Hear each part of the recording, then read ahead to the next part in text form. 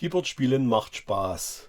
Natürlich möchte man irgendwann mal sein Gespieltes auch aufnehmen, um anderen damit vielleicht eine Freude zu machen oder um es selbst im Auto, Radio anzuhören oder sonstiges.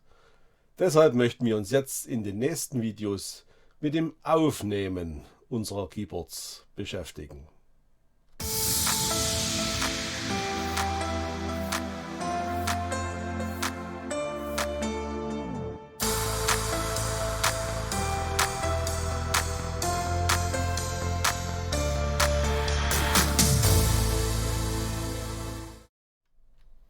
Ja, hallo und herzlich willkommen zu den Tipps und Tricks rund um die Musik mit Rigo.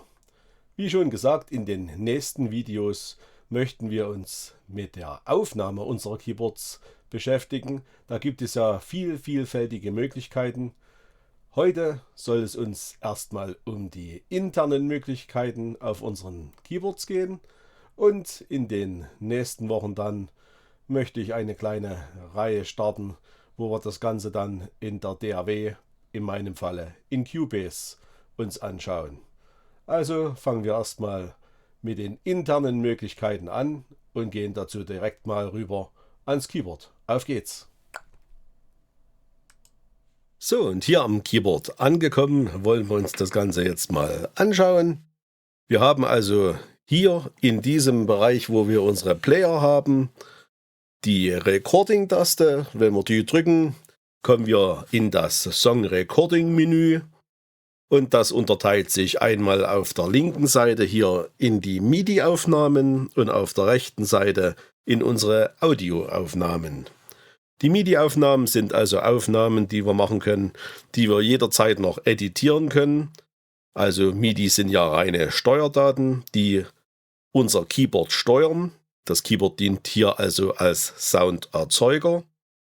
Und Audio sind natürlich dann die fertigen Songdaten, die wir dann aufnehmen können, also unsere fertig erzeugte Musik. Und diese Daten lassen sich natürlich dann nicht mehr in die Einzelbestandteile zerlegen, sondern lassen sich dann nur noch im Ganzen etwas aufhübschen.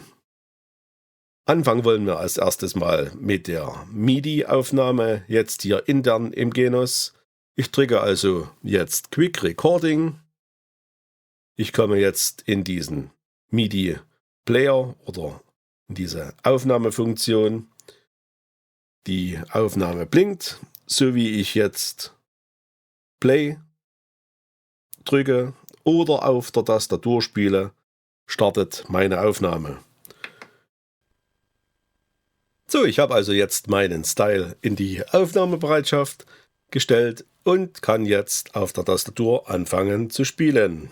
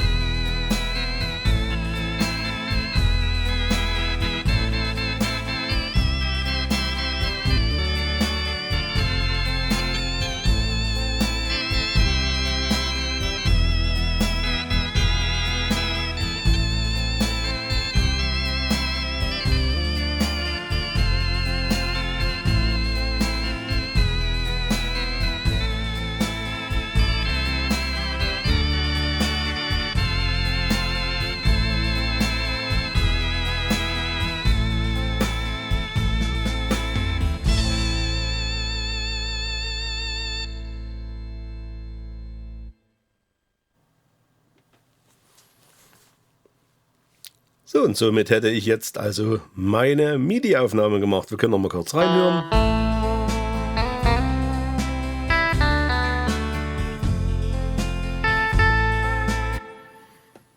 Das Ganze können wir natürlich jetzt speichern. Wir sagen also speichern. Ich gehe in meinen Arbeitsordner.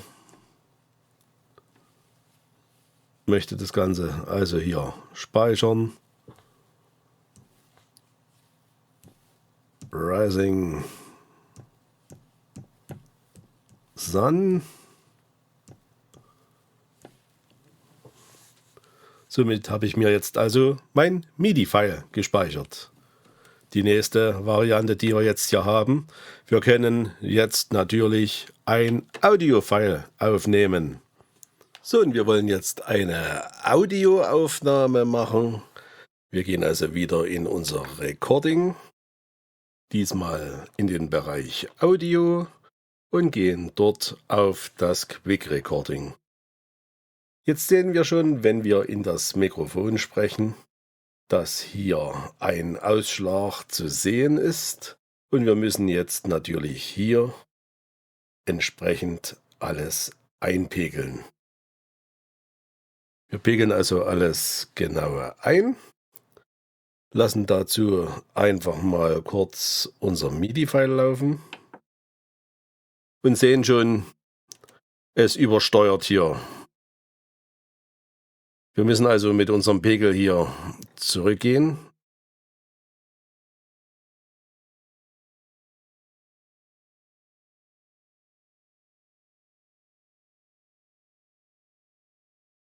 Ja, wir sehen also, wir haben hier circa einen Wert von 50, den wir jetzt als nächstes einstellen wollen, wenn wir mit der Aufnahme beginnen.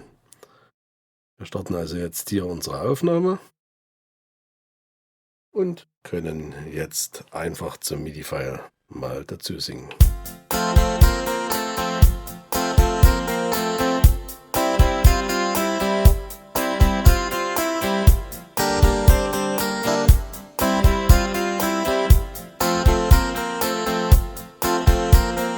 Hearts burning like they were on fire,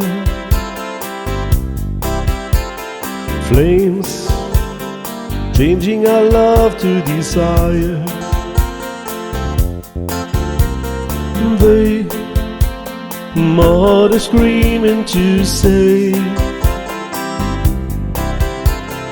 go, we've got to go all the way. I need more of you, changing my rain into sun.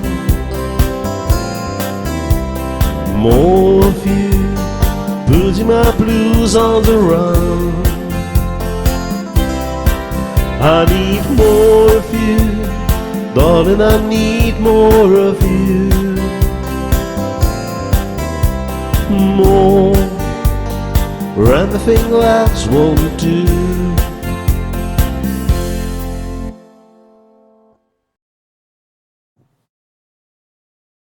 So, wir möchten das Ganze jetzt also stoppen und fangen einfach an, das nochmal abzuhören.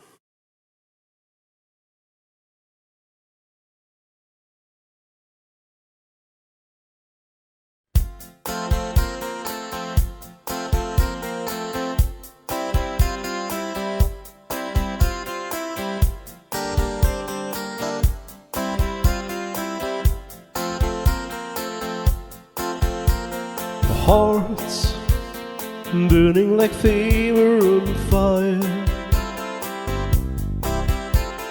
flames changing our love to desire. They mother screaming to say. Ja, und so weiter. Wir sehen also hier vom Pegeln ist es doch ziemlich schwierig. Deswegen bevorzuge ich die Aufnahme am PC. Aber wir haben eine Audioaufnahme gemacht.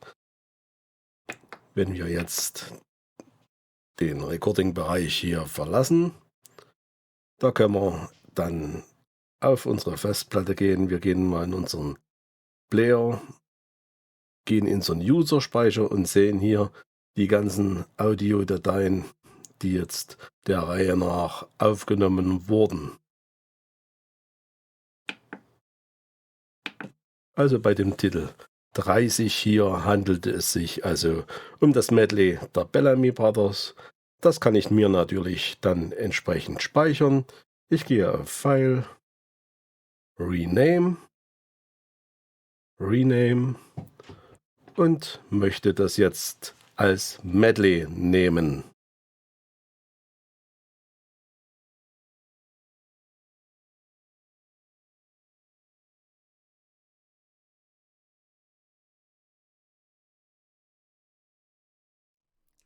Ja, jetzt haben wir also einige Möglichkeiten kennengelernt, um direkt am Keyboard aufzunehmen. Das nächste Mal schauen wir uns das Ganze dann in Cubase an.